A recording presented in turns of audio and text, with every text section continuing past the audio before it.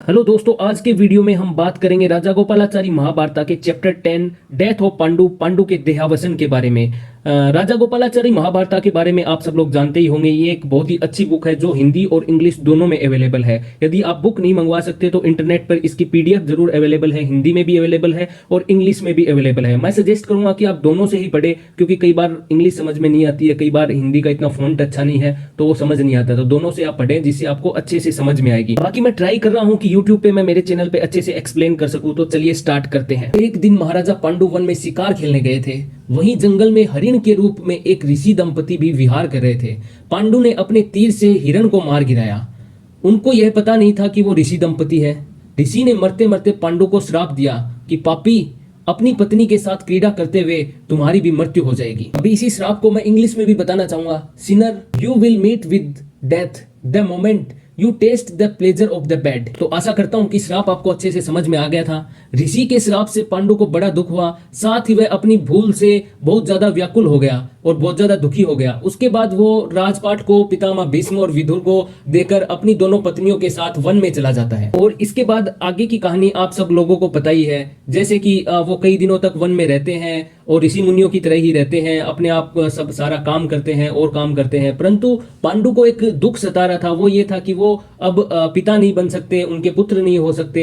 ये सब दुख उनको सता रहा था। तभी महारानी कुंती ने पांडु को महर्षि दुर्वासा से मिले हुए मंत्रों के बारे में बताया, उनसे मिले हुए वरदान के बारे में बताया। तभी पांडु ने बोला कि चलो ठीक है, तुम जाप करो। तो कुंती और माद्री उन मंत्रों का जाप करते हैं तो उन्हें 5 पुत्रों की प्राप्ति होती है। 3 कुंती को प्राप्त होते हैं और 2 माद्री को प्राप्त होते हैं। इसी तरीके से सभी लोग वन में अच्छे तरीके से रह रहे थे। परंतु बसंत ऋतु आई, सभी लताएं और मनमोहक वातावरण बना हुआ था वन में। इसी तरीके से इस चैप्टर में दिखाया गया है। आप इंग्लिश और हिंदी में पढ़ सकते हो। तो वो माद्री को देखकर थोड़े उत्तेजित हो जाते हैं, काम वासना जगती है जिससे कि वो क्रीड़ा करने लगते हैं। उसी टाइम पांडु की मौत हो जाती है क्योंकि उन्हें ऋषि का श्राप मिला हुआ था। और माद्री को यह बहुत ज्यादा दुख होता है कि उनके कारण उनके पति की डेथ हुई है।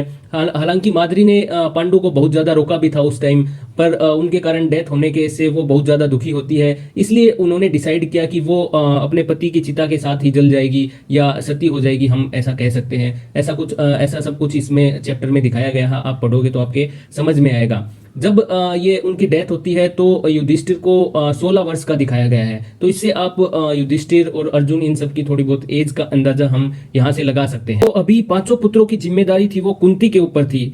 तो जो बाकी के वहां के वन के ऋषि मुनि थे उन्होंने क्या किया कि कुंती को और उनके पुत्रों को हस्तिनापुर छोड़ दिया, हस्तिनापुर छोड़ आए। और साथ में ही विदुर को, भीष्मा को और धृतराष्ट्र को, इन सबको बताया कि पांडु की मौत हो गई है। तो वो बहुत ज्यादा दुखी हुए, वो उनकी चिता को अग्नि देने गए। और इसके बाद व्यास जी ने माता सत्यवती को बोला कि अभी आप बहुत ज्यादा वृद्ध हो चुके हो और आगे सुख दुख आपके लिए देखना ज्यादा सही नहीं होगा, इसलिए कि आप यहाँ पे ज्यादा दुख देखो, इससे अच्छा कि आप वन में जाकर तपस्या करो। तो व्यास जी की बात मानकर सत्यवती अपनी दोनों विधवा पुत्र वधु अंबिका और अंबालिका को साथ में लेकर वन चली गई। तीनों वरदाएं कुछ दिनों तक तपस्या करती है और बाद में स्वर्ग को सिधार जाती है। अपने कुल में जो छल, प्रपंच तथा अन्याय होने वाले थे उन्हें नहीं देखना ही उन्होंने उचित समझा। तो दोस्तों, ये था राजा गोपालाचारी महाभारत का 10वां चैप्टर, जो कि एक बहुत ही छोटा सा चैप्टर था। परंतु इसके अगला चैप्टर हम देखेंगे भीम। और इसी तरीके से महाभारत के बारे में, रामायण के बारे में और भी अच्छी बातें, वीडियोस देखने के लिए हमारा चैनल सच टॉक सब्सक्राइब जरूर कीजिएगा।